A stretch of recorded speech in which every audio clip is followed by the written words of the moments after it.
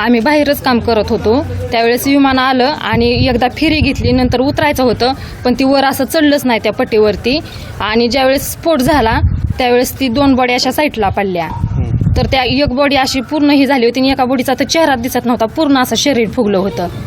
तुम्ही हा अपघात पाहिला का डोळ्यांनी? हा, डोळ्यांनी पाहिलं. आम्ही घराच्या पाठीमागच काम चाललं होतं आमचं. नेमकं काय घडलं त्यावेळी?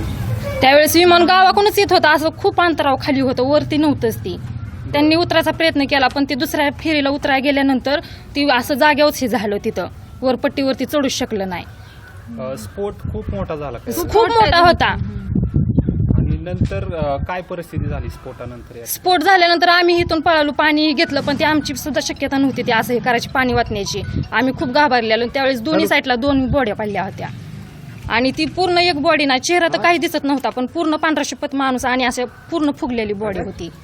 2 बॉड्या साईडला पडल्या, बाकीच्या बॉड्या पूर्ण आत होत्या आणि खूप मोठा जाळ होता तिथं. आम्ही लय घाबरलेलो.